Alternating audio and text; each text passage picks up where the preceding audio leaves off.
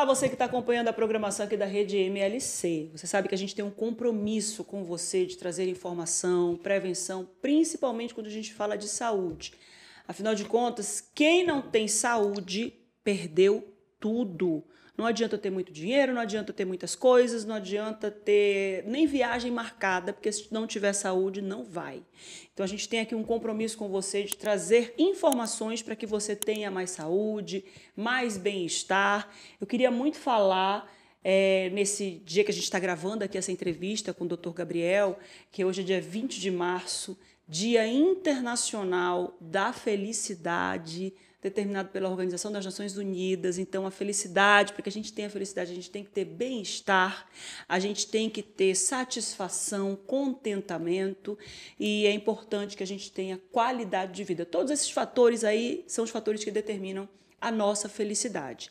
E hoje a gente vai conversar com o Dr. Gabriel sobre câncer de colo de útero, em homenagem ao Março Lilás, que é o mês de conscientização. Obrigada, doutor Gabriel, que é oncologista clínico, especialista em oncologia clínica pela Sociedade Brasileira de Oncologia Clínica e membro das sociedades americana e europeia de oncologia clínica. A gente precisa dizer tudo isso para poder começar a conversar com o senhor. Tudo bem? Tudo bem, obrigado, Márcia, pela oportunidade de estar aqui hoje, de falar com seus ouvintes, né, que são muito importantes aí também, e de tentar transmitir aí alguma coisa bacana, positiva em relação ao câncer do colo de útero, no sentido de tentar alertar e conscientizar, principalmente a respeito da prevenção, que é uma doença altamente prevenível, né? Pois é. E que, infelizmente, a gente não tem ainda níveis tão excelentes como a gente poderia ter. O câncer de colo de útero, ele é 100% prevenível? Se não for 100%, é muito próximo disso. É igual ao DNA, 99,99%, isso né? aí. O câncer do colo de útero, ele está intrinsecamente relacionado com a infecção do vírus pelo HPV, né? E a gente deve falar um pouquinho mais sobre isso mais para frente. Mas, acima de tudo, é uma doença sexualmente transmissível. E a gente sabe que existem diversas maneiras da gente evitar, né, o contágio, a infecção por diversas dessas doenças sexualmente transmissíveis. Dentre elas, o uso de preservativo, né? A gente tem hoje desenvolvido uma vacina para o vírus do HPV. Então, se a gente combinasse, utilizasse, tivesse acesso, né, e uso de todas as modalidades de prevenção que a gente conhece hoje para a infecção do vírus e, consequentemente, para o desenvolvimento do câncer do colo do útero, a gente teria aí, sim, próximo de 100% dos casos que poderiam ser evitáveis, né? Para uma pessoa, isso aqui eu sempre digo, né, para todos vocês que acompanham a gente aqui, para uma pessoa que teve câncer de mama e ouve isso, eu sempre digo assim, poxa vida, será que não tinha como, a medicina podia escolher, achar aí uma solução para transformar o câncer de mama também numa doença 100% prevenível, porque foram muitos estudos para se chegar a isso, né, Sim. doutor Gabriel? Ter um câncer, que câncer por si só já tem todo aquele peso cultural, social, de ser uma doença fatalista, para trazer uma solução que evita 100% a incidência de um câncer. Já pensou que coisa? Eu acredito que um dia a gente deve caminhar para isso também, para os outros tipos de câncer, né? Mas, infelizmente, até o momento, a realidade que a gente tem também é para o câncer do colo do útero. Qual é a incidência do câncer no Brasil, de colo de útero? Hoje, no Brasil, o câncer de colo de útero, para as mulheres, ela está em torno da terceira maior causa, de câncer, de incidência de câncer na mulher, né? E a gente sabe que isso vai variar de região para região. E aí, quando a gente traz essa realidade aqui para o nosso estado, né, do Amazonas, ela acaba sendo a primeira causa de câncer de incidência e de mortalidade também para as mulheres. Nossa Senhora, gente, olha só o que é isso, né? Então, isso está muito relacionado, às vezes, com o perfil, né, socioeconômico, a realidade também da população, que a gente sabe que o interior do Amazonas acaba tendo um acesso muito restrito à saúde por uma questão geográfica mesmo. E então a soma de todos esses fatores acabam fazendo com que o estado do Amazonas desponte, na verdade, Sim. como o primeiro lugar. pelo menos 1.800 casos serão diagnosticados em 2026 de câncer de colo de útero e um exame que pode ser feito para prevenir o câncer de colo. O principal deles que a gente sabe é o Papa Nicolau, né?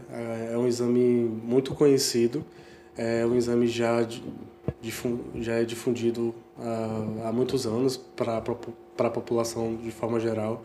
É um exame que ele é fornecido no SUS, ele também é fornecido nas redes privadas.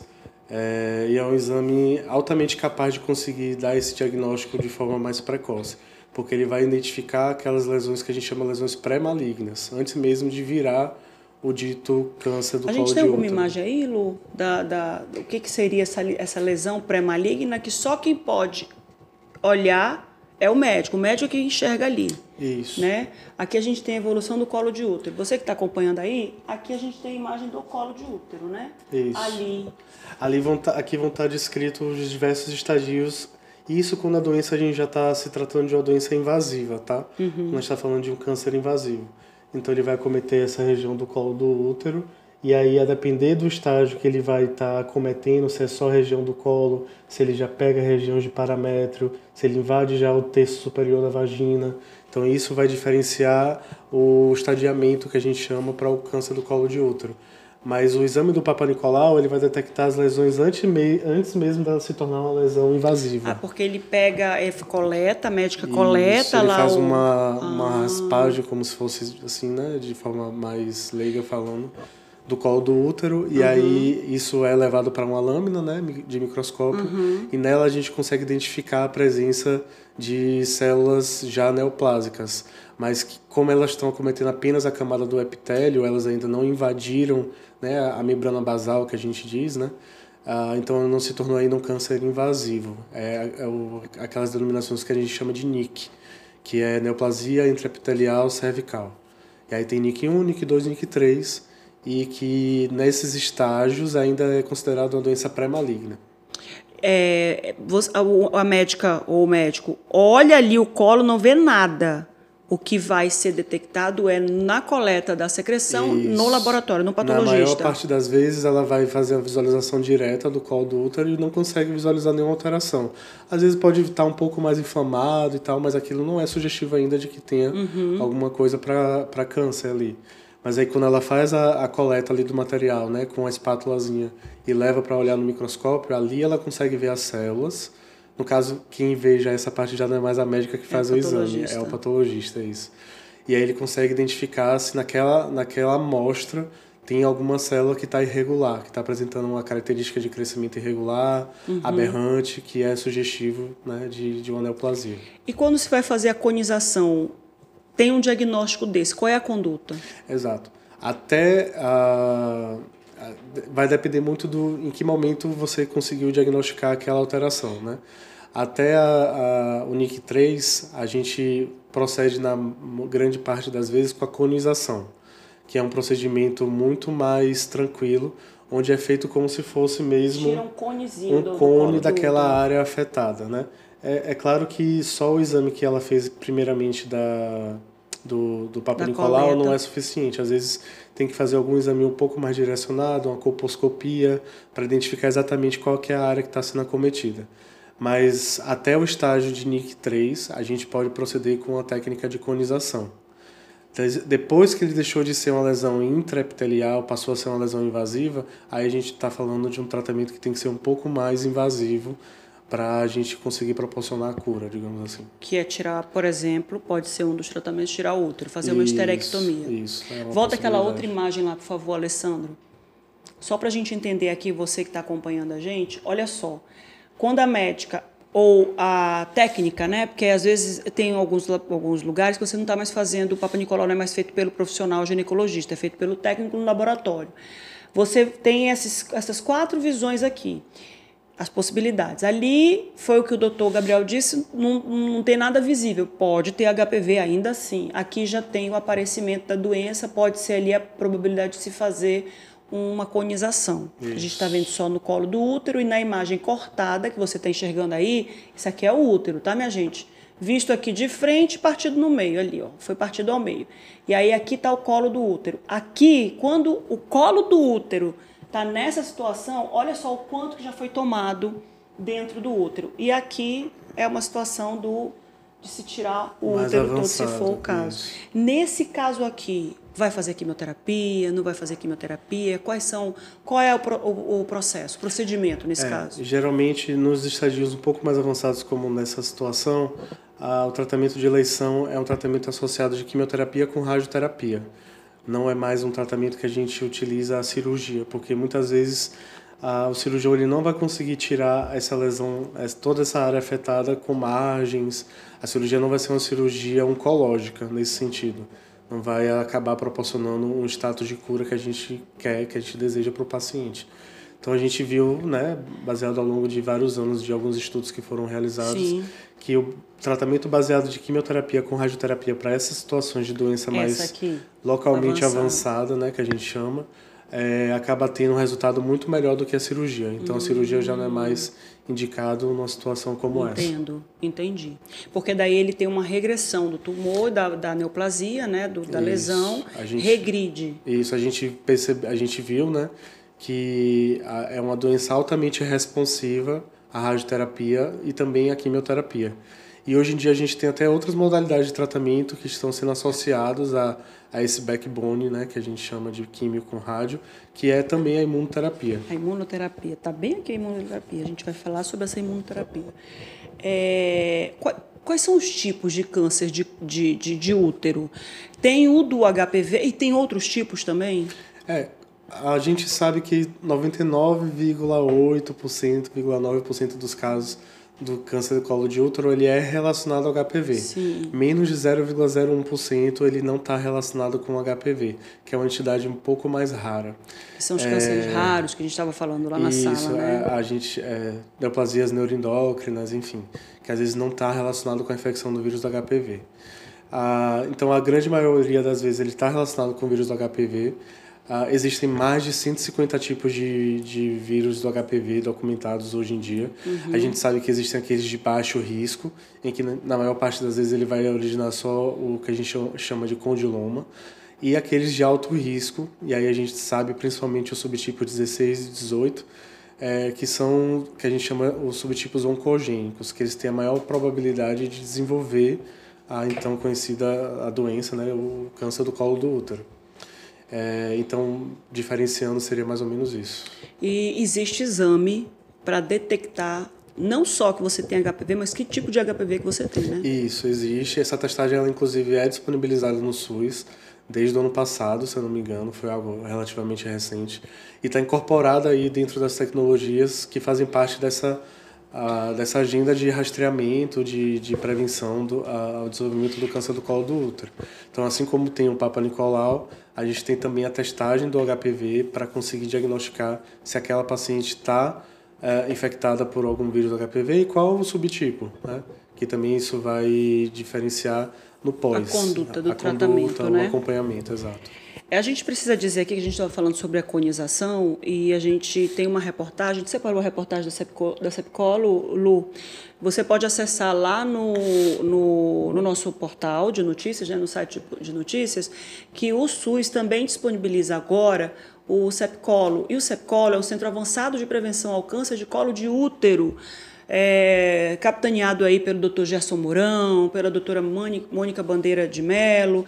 Fizeram um centro justamente para prevenir e trazer essa conização, que é o trabalho de retirar o câncer ainda nos estágios iniciais, para que a mulher não precise passar por todo aquele processo quimioterápico, radioterápico e tudo mais, tá, minha gente? Mas para isso tem que ter um diagnóstico precoce, né, doutor Gabriel? Exatamente. Acredito que com a criação do Sepcolo, né, eles vão conseguir desafogar uma demanda muito grande que provavelmente o SECOM abarcava, né? Essas técnicas de colonização justamente para essas situações onde a gente ainda tem o câncer na sua forma intraepitelial, onde ele ainda não se tornou invasivo. E se a gente consegue fazer esse diagnóstico e fazer esse tratamento né, para essas pacientes e evitar que elas caminhem e cheguem ao próximo estágio, acaba sendo às vezes muito oneroso para o próprio Estado. Exato. Né? A gente sabe que o tratamento que envolve rádio, quimioterapia, não é um tratamento barato. E frente às altas incidências que a gente tem desse tipo de câncer aqui no Estado, com certeza esse tipo de iniciativa vai trazer um benefício bem importante para a população. A gente traz também aqui que não é barato para o Estado fazer o tratamento quimioterápico, radioterápico, e seria muito mais barato se houvesse os testes de painéis genéticos, principalmente para o BRCA, que é o câncer de mama, né? Para que se saiba se aquela mulher tem a predisposição a ter câncer. Os painéis genéticos, eles servem para isso. Como é que funciona esse exame, doutor Gabriel? A gente, mais uma vez, a informação acaba sendo mais valiosa muitas vezes do que o próprio tratamento em si, né? Então, para aquelas mulheres que a gente sabe que existe, que elas carregam uma mutação genética, uma mutação hereditária, o risco dela desenvolver o câncer, seja ele dependente da mutação que foi descoberta, acaba sendo maior do que a população habitual. Então, para esses indivíduos é interessante, né, é importante que o acompanhamento e o rastreamento seja feito de forma personalizada, porque ele vai ser diferente de uma pessoa que não tem uma mutação que aumenta de forma substancial o risco de desenvolver aquele tipo de câncer. Então, seria uma arma muito interessante a favor do Estado se a gente pudesse disponibilizar esse tipo de testagem para quem tem indicação também, né? E fornecer um rastreamento, um acompanhamento diferenciado para essas pessoas. Mas não, o pessoal está querendo tirar a mamografia, né? Está querendo passar a mamografia para 50 anos, sendo que é 40 a idade ideal, né? Imagina você, com 40 anos, eu acho que eu fiz a minha primeira mamografia. A recomendação da Organização Mundial da Saúde? Isso. Ou é da sociedade de... Na verdade, é da Sociedade Brasileira, né? De Mastologia. De mastologia, que recomenda a mamografia aos 40. A partir dos 40 anos, Existe essa contradição, digamos assim, porque o que é recomendado pela Organização Mundial de Saúde é que seja feito a partir dos 50 anos. Sim. Mas a maioria das sociedades, principalmente as sociedades brasileiras, a FEBRASGO, que é a Federação Brasileira, né, de Ginecologia e Obstetrícia, junto à Sociedade Brasileira de Mastologia, eles batem muito na tecla porque existe uma diferença, uma característica populacional aí envolvida. E a gente já sabe, já tem estudos populacionais com população brasileira, mostrando que essa incidência do câncer de mama aqui acaba sendo um pouco mais jovem do que é esperado habitualmente em outros países, né? Países desenvolvidos principalmente. Então, por isso que eles preconizam muito que esse rastreamento seja feito de forma mais precoce, na idade mais precoce aí a partir dos 40 anos. Quais são os fatores, então, que determinam isso nos países subdesenvolvidos para que o câncer de mama apareça mais cedo? Isso são coisas que estão sendo assim elucubradas. A gente não tem ainda uma comprovação, né, científica, mas a gente sabe que alguns fatores ambientais acabam implicando de forma mais importante do que outros. Então tem a questão muito do estímulo psicológico, a questão da jornada de trabalho, às vezes, que muitas mulheres acabam tendo que iniciar de forma mais precoce em países subdesenvolvidos, e a gente sabe que tudo isso tem implicações de estresse, implicações emocionais que podem estar relacionadas, né, com o desenvolvimento mais precoce de diversos tipos de câncer, não só o câncer de mama. Agora a gente estava conversando lá dentro e ele falou assim, já existem estudos voltados para os picos de cortisol e a relação dos picos de cortisol com cânceres. Exato. Existem estudos já que estão caminhando no sentido de afirmar, né, e comprovar cientificamente, porque até que se comprove cientificamente, tudo hipóteses, né? São hipóteses visuais, né? É experimentação, é visto, os cientistas eles olham, né, a movimentação. E já existe, então, nesse sentido, de caminhar para uma comprovação científica de que os picos de cortisol podem ser relacionar ao câncer. É uma coisa ainda do campo observacional, né? Essa era a palavra que eu queria. Mas assim como a gente teve agora recentemente, se eu não me engano, no último congresso da Sociedade Americana de Oncologia Clínica, estudos que mostraram, que comprovaram a correlação, por exemplo, da obesidade com o desenvolvimento de câncer. E principalmente a relação da obesidade daqueles pacientes que já tiveram um diagnóstico de câncer com a recidiva ou desenvolvimento de um segundo primário. Então a gente já tem essa associação comprovada da obesidade, por exemplo, com o desenvolvimento do câncer. E aí existe também, né, quem alegue que esses picos de cortisol também, que estão relacionados muito com a vida atribulada, com o estresse, com fatores emocionais, psicológicos, enfim, que podem estar implicados diretamente também com maior incidência de alguns tipos de câncer. O que é a imunoterapia?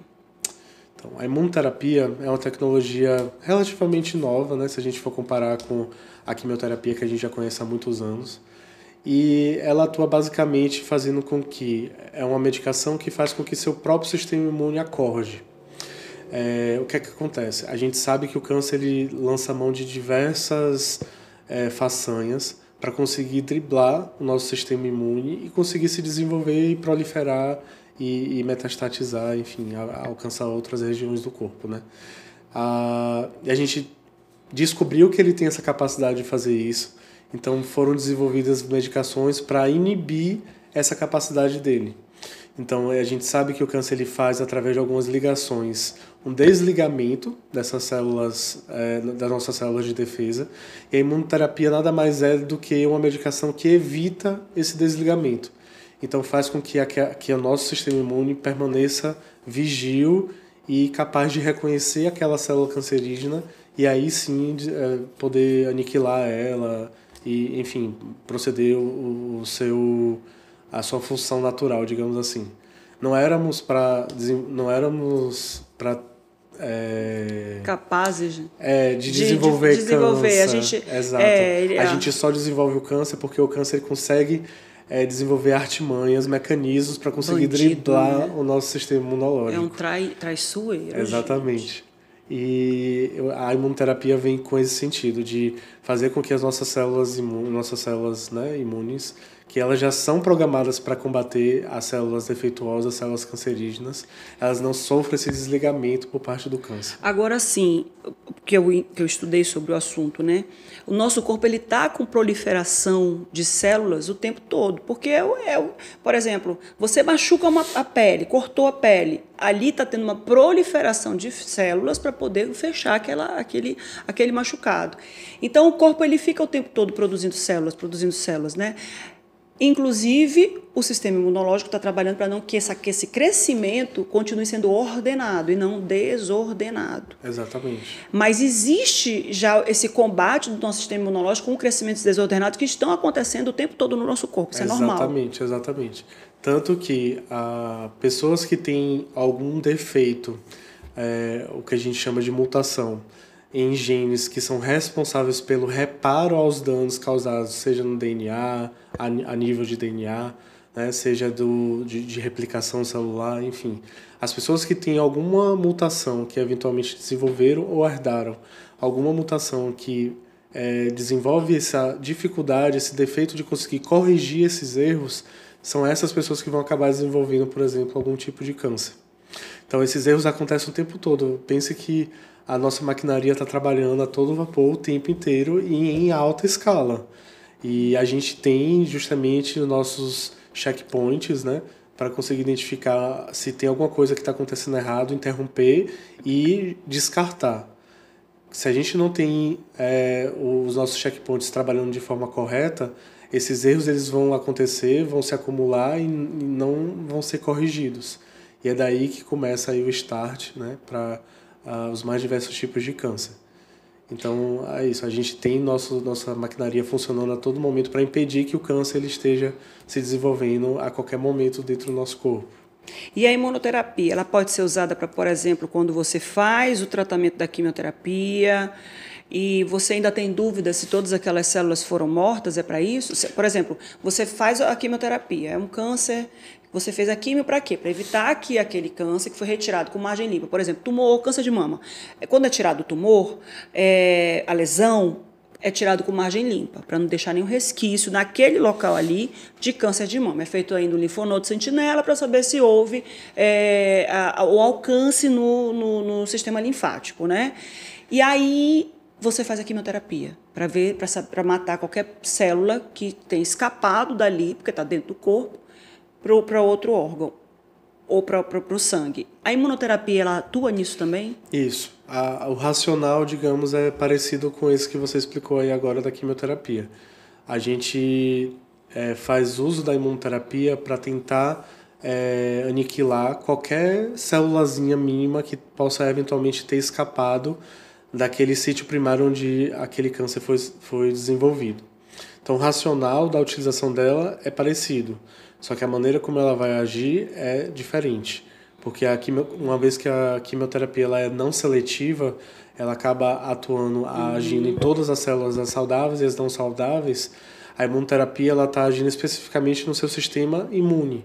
Então ela vai fazer só com que seu sistema imune fique mais alerta em relação a qualquer célula cancerígena que eventualmente possa ter ficado para trás. E aí ela vai fazer esse reconhecimento e consequentemente, a aniquilação, a eliminação dessa célula cancerígena. Então, o racional é mais ou menos parecido com o que você explicou, mas o mecanismo de ação acaba sendo um pouquinho diferente. Os hábitos modernos de suplementação podem fazer com que o nosso sistema imunológico fique preguiçoso?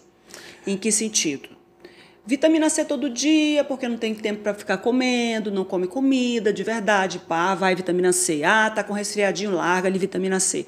E aí isso vai dar Covid, vitamina C mais zinco, por causa do sistema imunológico. Tá? Essa vitamina para o sistema imunológico pode fazer com que o sistema imunológico fique preguiçoso? Eu não consigo lhe dizer se... Eu jogo cada pergunta nos peitos do entrevistado aqui. Né? Eu não consigo lhe dizer se as suplementações desnecessárias acabam levando a esse tipo de efeito no sistema imunológico. Mas o que a gente sabe é que, muitas vezes, existem colegas que acabam lançando mão de suplementações que não são necessárias. Protocolos cada vez mais descabidos, com o intuito de tentar fortificar ou melhorar a imunidade, uma suplementação de uma vitamina D que não tem necessidade porque os níveis estão normais, esse uso abusivo aí da vitamina C com esse intuito de que preciso fortalecer meu sistema imunológico. Quando você vai checar, a pessoa tem uma alimentação habitual, ela ingere as quantidades necessárias de vitaminas para o seu funcionamento pleno e não tem necessidade de estar suplementando mais nada. Então, assim, a minha preocupação em relação a essas suplementações descabidas é que muitas vezes não tem nenhum benefício de fato comprovado e a gente não sabe também até onde isso pode levar a algum grau de malefício, né? Eu não tenho como lhe dizer comprovadamente que causa esses efeitos. Eu vou dizer, então. Eu posso dizer? Pode. Eu acho que o sistema imunológico fica preguiçoso. Porque isso acontece com a gente. Nós somos seres orgânicos que nos habituamos ao conforto.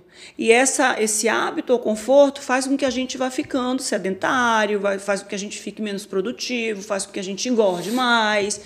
Imagina você sentar no sofá o dia todinho e com alguém te servindo, você não tem nem o trabalho de levantar para buscar a tua comida. Você não vai ficar pior, tua saúde vai ficar pior, teu músculo vai perder, tua perna vai ficar mais fraca. A mesma coisa acontece com o sistema imunológico. Concordo 100% com o seu raciocínio. Eu acho que faz extremamente sentido. Uma vez que você fica só suplementando ao invés de fazer o que é o mais natural, que é fazer atividade física, meditação, trabalhar o psicológico, a alimentação, fazer uma alimentação balanceada, né? Se alimentar com alimentos de verdade, evitar ficar comendo alimentos processados, industrializados, que a gente não sabe nem o que é que está sendo colocado ali, e a gente acaba colocando aquilo para dentro do nosso organismo. Então, acho que o seu raciocínio faz total sentido. Concordo totalmente com o que você está... Eu sou daquela pessoa que faz o chá de alho com limão para poder tirar a gripe. Me desculpe, mas a gente faz. O médico fala isso, chá de alho com limão, chá de alho com limão. Houve estudos, a gente já viu ali, ouvindo, né, vídeos sobre alimentação e tudo mais, a gente começou a entrevista falando que a glicose, ela é a principal alimentadora, digamos assim, de neoplasias, né? Não porque o tumor se alimenta da glicose simplesmente, mas por causa da questão da obesidade. Mas a gente ouve na internet que corta o açúcar porque açúcar é câncer, você cortar o açúcar, inclusive o tumor que porventura você tem, a lesão que porventura você tenha, ela vai diminuir. E aí, em conversa com nutricionistas oncológicos, né, eu conversando com a minha nutricionista oncológica, Aline Bastos, ela disse assim, mas o tumor ele é tão perverso que ele se alimenta de gordura também, quando a glicose está faltando. Isso procede?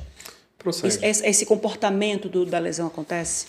Então vamos lá, pegando por partes o que você falou. O câncer, ele é nada mais do que uma célula, né? Uma célula aberrante que não quis ouvir os seus limites, digamos assim, está seguindo o seu rumo naturalmente aí.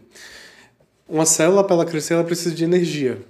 E aí a nossa principal fonte de energia é o açúcar. A gente tem esse açúcar armazenado em forma de glicogênio no fígado, no músculo, enfim, nos tecidos, né, adipócitos. E aí ele vai se alimentar justamente dessa energia. Quando a gente fala que o açúcar ele é um grande vilão para o câncer, é porque a fonte primária de energia para qualquer célula é o açúcar. Na falta, como bem você colocou aí a fala da sua nutricionista, na falta do açúcar, o câncer ele não vai deixar de se alimentar. Então, você cortar, zerar o açúcar uma vez que você tem já um diagnóstico de câncer, não vai fazer esse câncer diminuir, porque ele é esperto nesse sentido. Então, ele vai procurar energia em outras fontes. Então, ele vai passar para a gordura, ele vai passar eventualmente para o músculo. E é isso que faz, a longo prazo, quando você vê alguns casos, pacientes ficarem caquéticos. Às vezes o paciente ele começou aquele quadro de câncer obeso, né? Era um paciente obeso por vários motivos, e no decorrer do tempo, às vezes, a demora do diagnóstico, de procurar atendimento, procurar ajuda, enfim, até se ter esse diagnóstico e dar esse início a um tratamento, o paciente ele definha. Por quê? Porque o câncer ele está se alimentando. Nossa. Então ele vai absorvendo todos os nutrientes capazes que ele puder absorver. É um alien, né? É como se fosse um parasita, né, dentro do nosso próprio corpo. Então ele vai primeiro sugar o açúcar, não tem açúcar, ele vai atrás da gordura, não tem gordura, ele vai atrás da proteína. E assim vai fazendo com que o paciente vá se tornando caquético, né? Então, assim, a gente demoniza, digamos assim, o açúcar no sentido de, quando você ainda não tem um diagnóstico de câncer, a gente sabe que o açúcar é carboidrato, e carboidrato gera um estado inflamatório crônico no corpo de qualquer pessoa, né? Então não é que você deva ter uma dieta estrita, zero açúcar, né? Mas até porque isso é meio que impossível. Quase que toda a totalidade dos alimentos vai ter algum grau de carboidrato, algum grau de açúcar, né?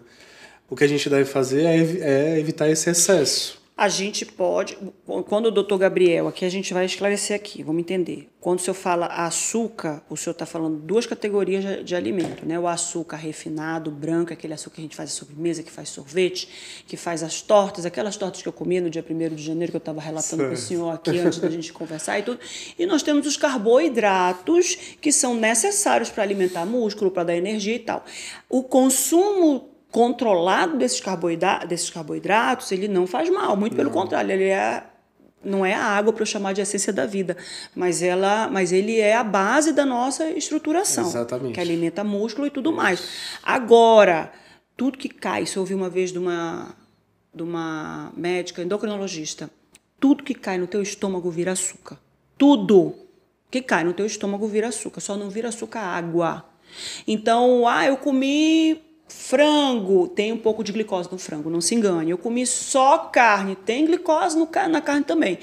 Agora, o que o senhor está referindo aí faça um consumo de carboidrato controlado, equilibrado, porque é fundamental.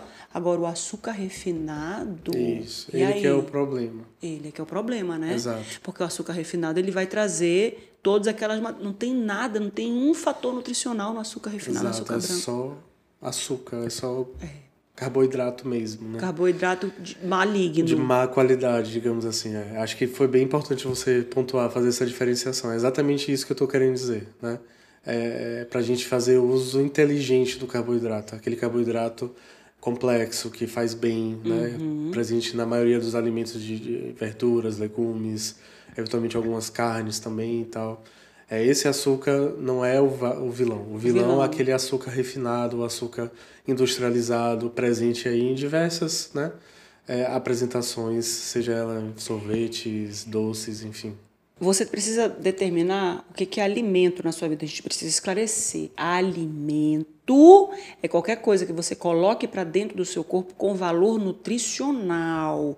Por valor nutricional, entenda que tenha vitaminas, que tenha sais, minerais, que tenha uma série de substâncias que alimentam o seu corpo. Quando você olha lá os ingredientes e você vê que não tem nada de valor nutricional, aí não é alimento, minha gente. É a indústria alimentícia te enganando com uma corzinha bonita, com cheiro bom, com gosto bom, tudo artificial e não é alimento. E hoje em dia é muito triste que você vai no mercado. Não sei se você tem essa percepção agora. E eu tenho tido muito isso e me assustado bastante. Antigamente, você no mercado, você não via tantos alimentos que assim, alimento à base de gordura vegetal, leite derivado de amido, de tipo... Tipo queijo. Tipo queijo não é queijo. Exato. E assim, que perigo, sabe? O que é que estão usando para transformar certos alimentos em alimentos, quando na realidade parece... veneno. É plástico, tá comendo sei lá o que, bicho. E aí, né, cresce toda aquela discussão de microplásticos e tudo mais, e assim, terrível.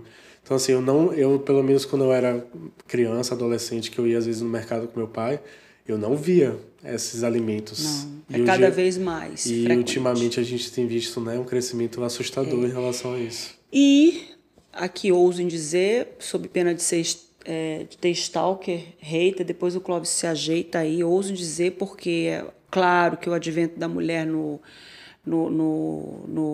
mercado de trabalho tirou aquela figura da esposa que ficava em casa, que as nossas avós eram assim, né, e tal, de fazer café, almoço e janta, de fazer comida. Então, hoje a mulher, ela está no mercado de trabalho, ela não tem como ficar em casa cozinhando o tempo todo, porque, meu filho, cozinhar, quem não cozinha sabe que cozinhar não é fácil. Vamos arrumar a marmita no domingo. Não, você vai ficar o domingo todo cozinhando. Para fazer aquela marmita. Vai.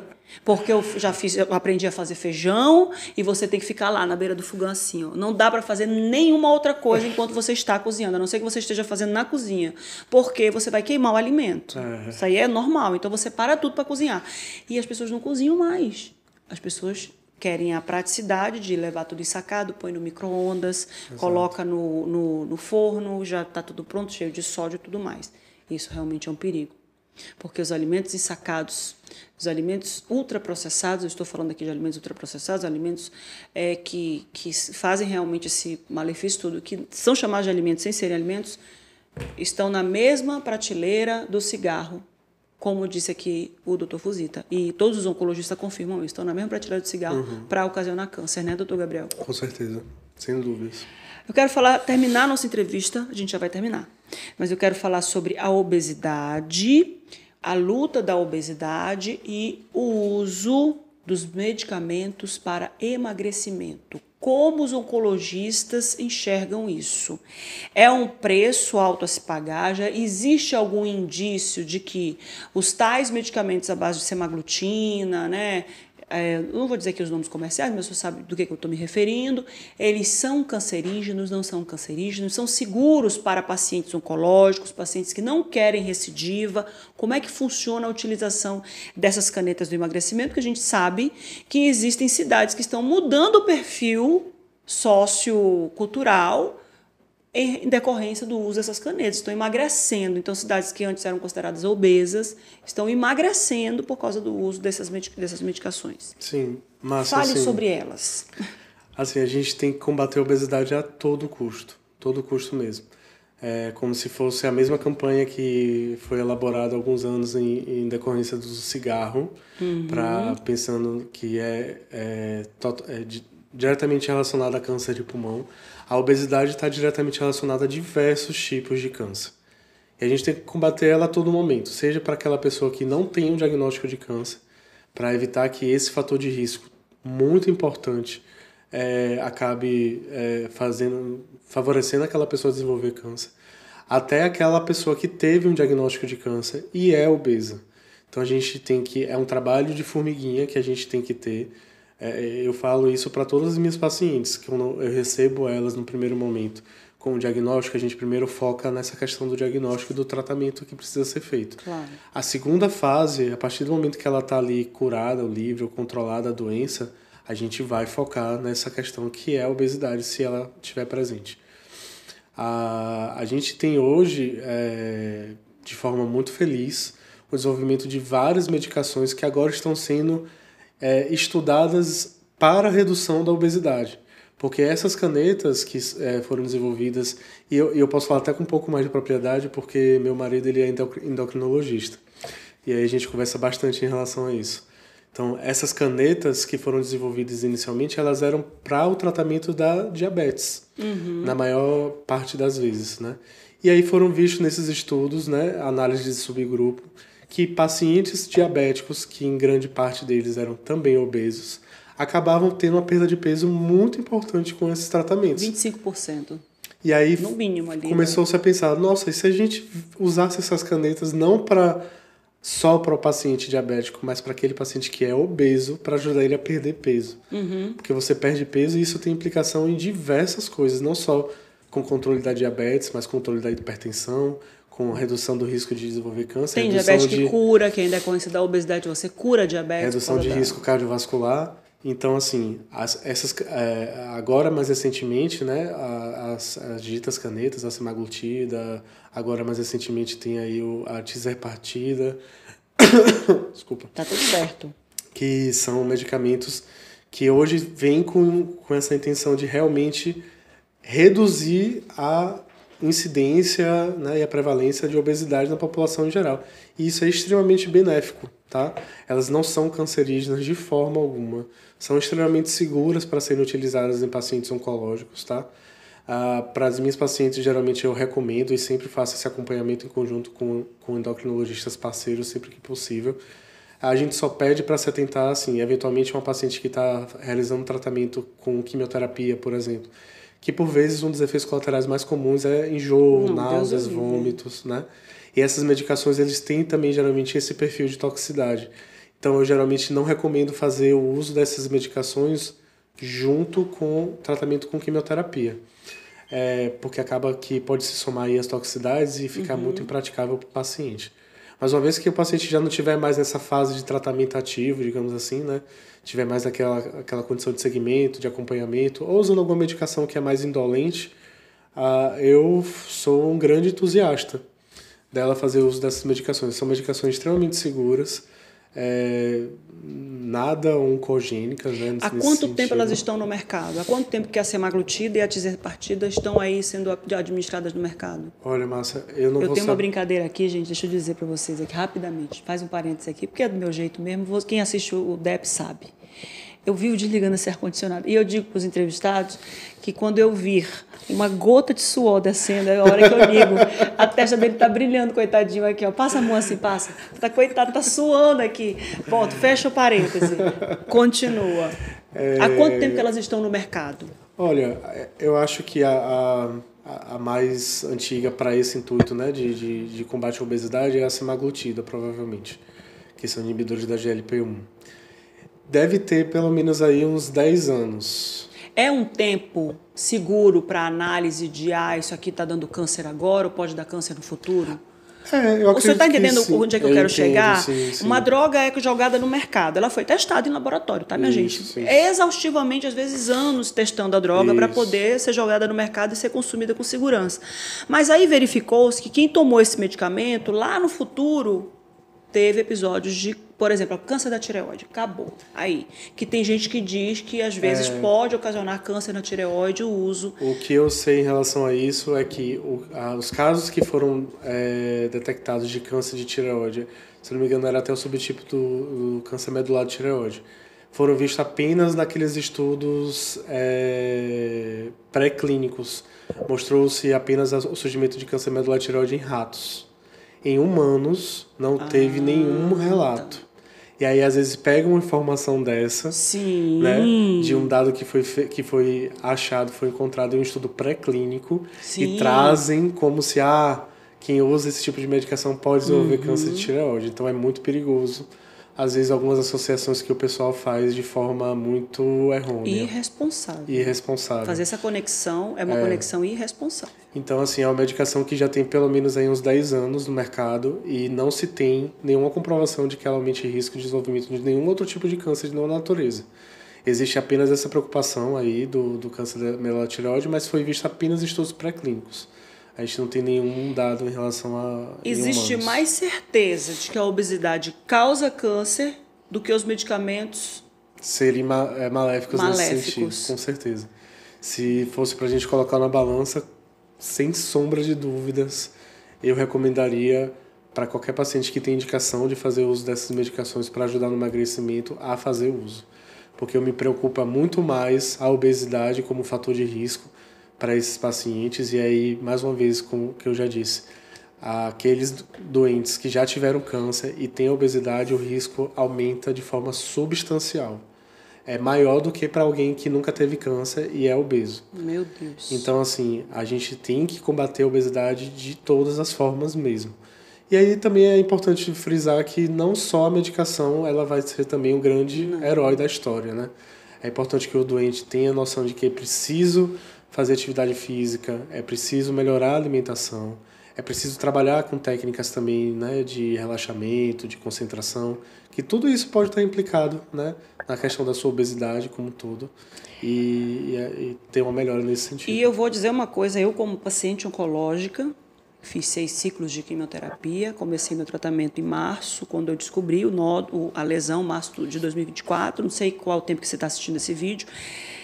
Eu fiz exercício físico, musculação, não era caminhada, durante todo o meu tratamento quimioterápico.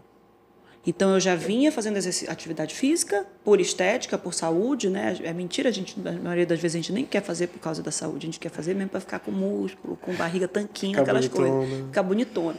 Mas quando eu descobri o nódulo, a lesão, a gente chama de lesão porque é uma lesão cancerígena, né? Todos os médicos, todos os oncologistas que eu conversei disseram que tem que fazer atividade física. Eu falei, mas eu já faço, não pare, todos. Mas, doutor, eu vou fazer quimioterapia. E daí? Aí é que tem que fazer mesmo. Eu tenho uma paciente jovem também, uma idade próxima da sua, e ela já era marombeira quando ela me procurou. E aí foi a primeira coisa uma das primeiras coisas que ela me perguntou. Eu tenho que parar a academia? Eu fiz nunca. Muito pelo contrário. Ela ia pirar a cabeça dela se tivesse dito isso pra ela. Falei, muito pelo contrário. Se você puder, até intensifique. Ela, mas mesmo fazendo quimioterapia, eu fiz mesmo fazendo quimioterapia. Essa é a recomendação. Eu fiquei embasbacada, porque tanto os médicos daqui, os que eu conversei aqui, doutor Fusita, né, você agora e tudo, quanto os médicos lá do AC Camargo, eles foram unânimes. Faça atividade física durante a quimio, principalmente. E não é caminhada. É musculação, porque você tem um risco grande de emagrecimento, de perda de massa magra, de enfraquecimento ósseo. Atenção, porque o músculo estimula os ossos e você pode piorar ainda mais na recuperação desse tratamento, desse boom de química que você recebe, né? Exatamente. Então é musculação, né, doutor Gabriel? Com certeza. Só para deixar registrado, porque às vezes eu sou chata. O pessoal do mídia reclama que eu só falo de fitness na minha academia. Mas eu falo porque é saúde, é fundamental. E se você não tem saúde, você não tem nada. Doutor Gabriel, obrigada pela conversa, por essa conversa que eu nem sei de quanto tempo foi. A Lu me mostrou 30 minutos, deve estar uns 40, né, Lu? 40, 50 minutos. Mas foi fundamental que a gente conversasse sobre isso, porque em qualquer circunstância, treine. Está chovendo, treine. Está triste, treine. Tá feliz, treine. Tá arrasado, treine. Tá deprimido, levante da cama e treine. Eu sei que é difícil, mas se joga da cama, se for o caso, mas treine. Se o senhor tiver que deixar aqui, a gente está falando de março lilás, câncer de colo de útero, recomendação para as mulheres em 3 aspectos. Diga para mim assim, tem 3 coisas que eu posso falar aqui agora para todas as mulheres que estão assistindo. A primeira coisa eu acho que é vacine-se.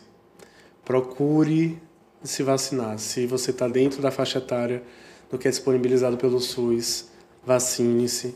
Se você tem um filho, seja homem, seja mulher, dentro da faixa etária, leve seu filho para ser vacinado contra o vírus HPV. Não só ele, né? Mas já que a gente está enfatizando sobre o Maço Lilás, por favor, vacine-se. Acho que é a maior arma que a gente tem para a gente conseguir, daqui a alguns anos, reduzir de forma substancial a incidência de um câncer que é tão mortal e acaba, às vezes, ceifando a vida de mulheres tão jovens e tão precocemente, né? A segunda é exercite-se. Não deixe nunca de manter uma rotina de hábitos de atividade física, de musculação. A gente precisa manter a maquinaria em pleno vapor, porque isso não é só por uma questão estética. A gente está economizando saúde para nós mesmos, né? A gente está levando saúde para o nosso futuro. A gente quer ter uma velhice saudável, uma velhice que a gente consiga aproveitar a vida como se fôssemos jovens novamente. Então, o exercício físico vem com esse intuito. E a terceira coisa que eu acho que eu deixaria como um recado é cuide da sua saúde mental também. A saúde mental da gente, às vezes, é tão importante quanto a saúde física e muitas vezes a gente negligencia ela de forma muito importante, né?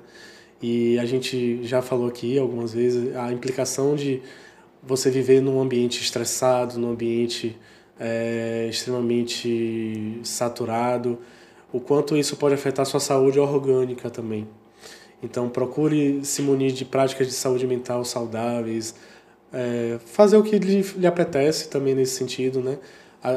Praticar o benefício da saúde mental não é só fazer yoga, meditar, relaxar.